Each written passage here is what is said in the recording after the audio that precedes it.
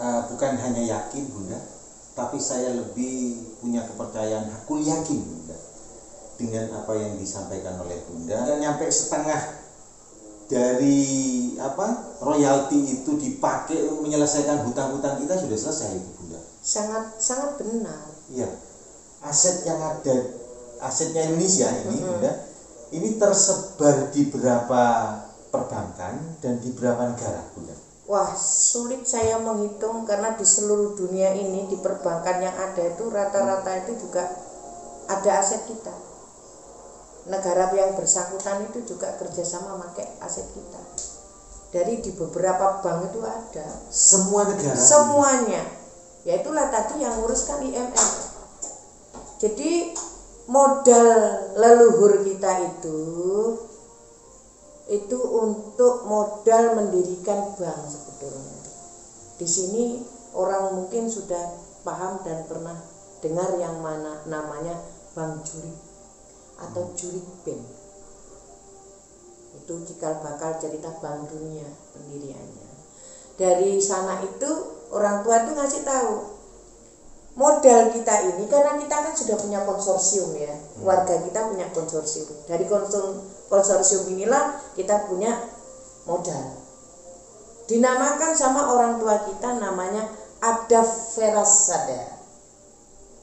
Kata orang tua ini, zaman dulu kebutuhan pokok kita itu kan beras. Ketika dipertanyakan ada beras, ada, maka dikukuhkan Adaferasada.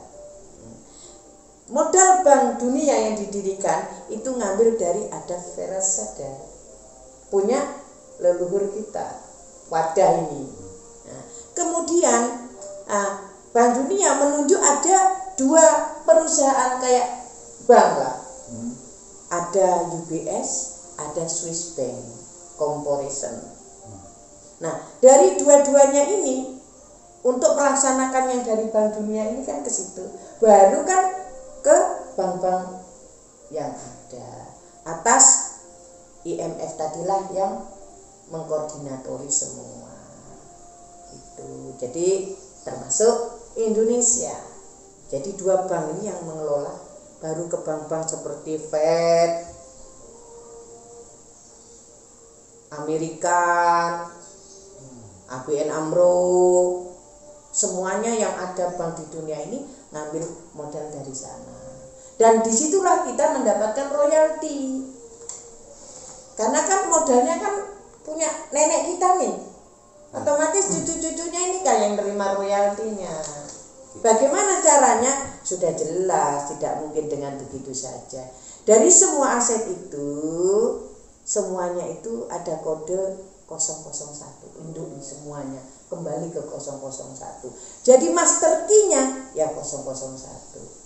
Dasarnya bisa ambil royalti, dia megang lisensi dengan master key tadi. Itu untuk bisa mengambil royalti atas aset yang megang kunci atau master key 001. Karena kunci ini bukan, saya ceritakan, bukan benda atau apa jelegernya, ya bukan satu keilmuan rasional, bukan. Ini berupa klausul yang sudah ditetapkan dan ditentukan oleh Bank Dunia. Ya karena kita punya aset, leluhur kita, orang tua kita punya aset yang dikelola di sana. Jadi master key itu cuma satu, namanya master key 001. Karena semua aset seluruh dunia yang punya leluhur kita kembalinya ke 001. Oke, ini mungkin bagi saya pribadi yang sempat tahu Bunda, kenal Bunda begitu, tidak terlalu bingung mungkin, tidak terlalu penasaran mungkin, tidak. Bagi masyarakat Indonesia, lebih-lebih para kaum muda ini yang tidak tahu menau pada saat mendengarkan video ini, bengong mereka. Atau bahkan saya sempat menanyakan kemarin ke beberapa pejabat itu Bunda, yang hari ini masih aktif, beberapa politisi. Saat saya menanyakan nama Bunda, mereka bingung siapa mereka, siapa itu, gitu Bunda. Nah, artinya Bunda, agar ini tidak terjadi miss begitu Bunda, siapa saya, siapa yang ini, tidak. Apalagi ini yang disampaikan oleh Bunda ini sangat luar biasa begitu ya, bisa menyelesaikan masalah Indonesia yang tersebar sedemikian rupa di seluruh bukan hanya Indonesia tapi seluruh dunia, itu asetnya menyebar sedemikian rupa. Ini kalau boleh tahu ini ya flashback ini sebelum kita lanjut ke masalah selanjutnya ini Bunda. Mohon dijelaskan ini Bunda, siapa sih sebenarnya Bunda dengan nama jelasnya Bunda, latar belakang Bunda ini? Mungkin ini bagi sebagian orang ini kebingungan ini, kok begitu detail Bunda itu menjelaskan sampai bisa menjamin di videonya Bunda itu bahkan menjamin 1000% begitu ya bahwa ya tentunya kalau berbicara bisa menjamin kebenarannya kan kita sebagai saksi yang melihat dengan mata kepala sendiri. Dan saya mengikuti dan saya kepingin sekali memahami, maka itu saya belajar sampai menurut saya paham. Nah, kembali kepada siapa saya selalu berpegang jalmo tan kini rupa. Siapapun manusianya, siapapun saya, itu tidak menjadi halangan untuk saya memahami dan mengerti masalah ini. Nah, kalau kemudian saya ikut ke ranah itu, karena memang mungkin sudah tertulis ya di kehidupan saya, mulai saya itu dilahirkan sampai saat ini saya ngopeni yang notabene urusan demikian. Karena ini sudah jadi tanggung jawab saya kepada beliau-beliau, gitu ya. Nah, kalau ditanyakan kembali siapa Bunda sebenarnya, saya itu juga repot berbicara tentang saya. Karena seluruh masyarakat waktu saya diam di Puger sana tahu semua. Lek saya ini nama saya di sana itu Atim. Seluruh orang di kampung itu keluarga juga panggil saya Atim. Karena kenapa dipanggil Atim? Saya tidak punya bapak, tidak punya ibu. Jadi posisi di Puger sana itu saya jadi anak pungut sama orang tua yang sangat mengasihi saya, tidak mengurangi rasa kasih sayangnya, sehingga saya lupa kalau saya bukan anak kandungnya.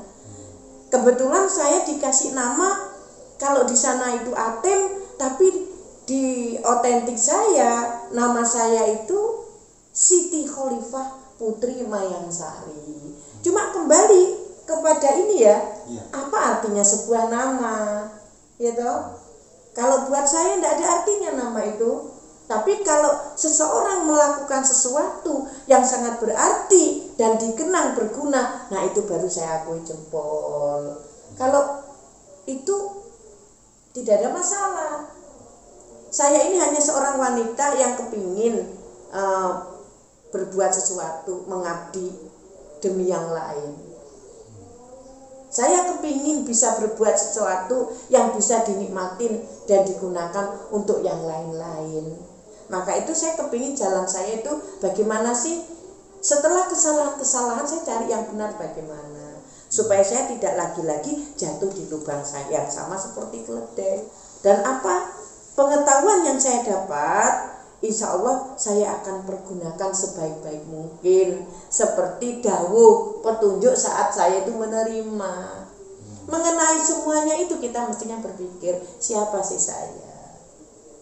Gitu. Hanya seorang ibu yang ingin berbuat sesuatu dan saya itu punya kasih sayang. Kasih sayang saya itu untuk anak-anak saya, untuk keluarga saya. Bagaimana sih? Saya itu tahu begini, saya itu bisa begini. Lek tidak dimanfaatkan, kalau tidak diluruskan, lak ya dosa atau saya. Bunda, kami menggarisbawahi, memberikan stressing dengan beberapa pertanyaan ini. Apa sih sebenarnya motivasi Bunda sehingga Bunda dengan begitu luar biasa, dengan begitu semangat menyampaikan harta amanah Soekarno untuk Indonesia itu? Apa sebenarnya sehingga saya pribadi itu juga tergelitik ini Bunda untuk menanyakan lebih jauh ini kepada Bunda, apalagi masyarakat yang di luaran sana ini Bunda. Monggo Bunda, bagaimana Bunda? Jadi begini, kenapa saya melakukan hal ini semua? karena berdasarkan pengalaman saya di perjalanan ini. Seringnya Bunda menerima tangis, seringnya Bunda menerima keluhan, bahkan menjadi sandaran buat mereka-mereka ketika sudah menjadi korban dalam perjalanan ini. Nah, yang notabene Bunda paham apa yang dia lakukan, tapi mungkin bukan seperti itu, akhirnya gagal jadi korban. Dan sering sekali Bunda itu di dalam perjalanan itu menemukan seperti ini. Dan maaf cerita, kembali lagi, saya ini orang biasa, seorang ibu-ibu, hanya kebetulan nama di KTP saya apa segala macam itu tadi Mayangsari kata orang, dengan kepanjangnya Siti Khalifah Putri Mayangsari. Dan orang-orang datang ke saya itu konon ceritanya pernah ketemu Bunda Mayangsari. Ya mungkin nama sama, tidak ada di dunia ini namanya satu. Mungkin banyak orang yang namanya sama. Cuma permasalahannya berkutat kepada itu. Kalaupun itu sama namanya, apa belum tentu itu saya. Loh, kan saya harus luruskan ini. Dan mereka yang banyak korban itu juga ceritanya Bunda Mayangsari. Sehingga saya itu berpikir, apa sih permasalahannya dengan Mayangsari? Kok di luar sana, bukan saya GR ya, saya aja ketemu dengan yang namanya Mayangsari dengan permasalahannya yang dibawa orang tadi ada 40 kali mungkin. Berarti kan 40 Mayangsari. Secara pribadi saya meluruskan tentang diri saya, bahwa apa yang dia cerita benarkah ini saya? Berarti itu kan bukan saya, berarti kan hal lain, pribadi lain, orangnya beda. Maka saya menarik kesimpulan, selain saya akan membersihkan nama dengan segala macam urusan orang di perjalanan ini, yang kedua membantu mereka untuk memahamkan sebetulnya itu tidak perlu seperti itu. Yang ada kan jadi korban, niatnya baik, tujuannya mulia, hatinya suci, jadi rusak karena jadi masalah. Seperti itu. Dan kembali lagi ya Mas, saya ini orang biasa. Kebetulan ya mungkin sudah garis saya dari Tuhan ya. Saya mengikuti alur ini bukan saya mau. Siapa yang mau? Tidak mau saya. Tapi saya harus. Saya tidak bilang dipaksa. Tapi ini tanggung jawab. Beban yang harus saya pikul karena ini membawa nama keluarga. Kata beliau, kalau bukan kamu siapa? Karena ini bukan urusan pribadi saya, membawa nama keluarga.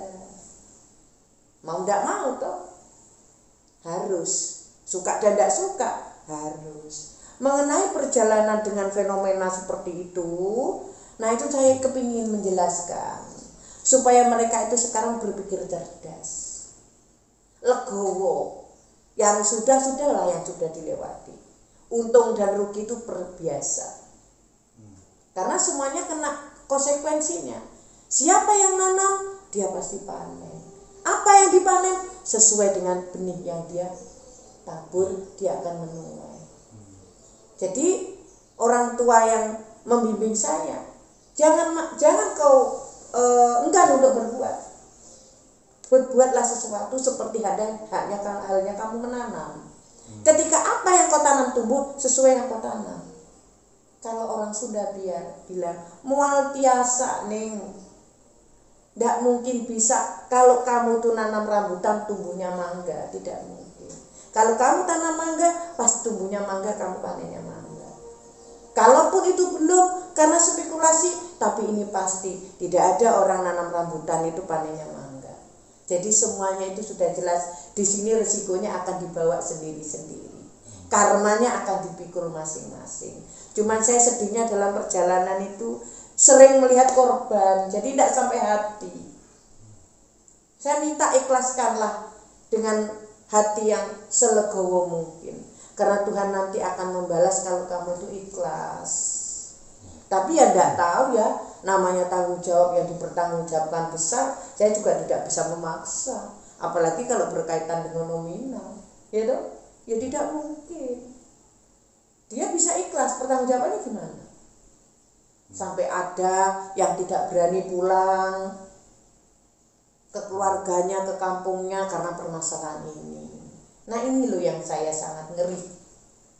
Artinya dengan nama Mayang Sari di luaran sana, itu banyak yang memanfaatkan nama itu untuk kepentingan yang lain. Nggak karu-karuan, mulai dari klenik, mulai dari ini itu, yang saya juga heran. Kalau urusan yang lain itu tidak usah dipublikasikan, karena semuanya sifatnya itu rahasia, gitu. Ya. Tidak mungkin, itu urusan ilahi Robbi lewat doa, gitu. Siap. Iya, kalau mau buka doa itu kan ya gimana? Ya saya hanya bisanya berdoa sekali waktu kan. Ya memohonlah supaya yang sudah terkena, sudah pernah dimanfaatkan oleh orang, kembalikan ya Allah. Damaikanlah hatinya ya Allah, yang sakit sembuhkan ya Allah. Kan saya hanya punya doa Mas, punya kasih sayang. Saya senang kalau berbuat sesuatu berguna. Jangankan untuk bangsa dan negara Mas, untuk keluarga saya saja, saya sudah alhamdulillah puas saya. Itu. Apalagi sampai banyak urusan besar bisa terbantu oleh kehadiran saya dengan keluarga saya. Apalagi nikmat yang dicari di dunia ini dari Allah Mas. Adakah sekiranya?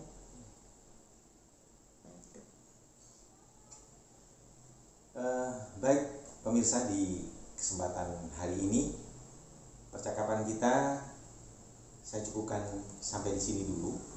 Tapi saya yakinkan Anda di episode lanjutan saya akan datangkan kembali Bunda Putri Mayang Sari ini ke hadapan Anda untuk kita lebih tuntas kembali bagaimana sih warisan negara ini yang bisa kita gali bersama. Dan mohon maaf kalau hari ini saya harus tuntaskan sampai di sini dulu. Assalamualaikum warahmatullahi wabarakatuh.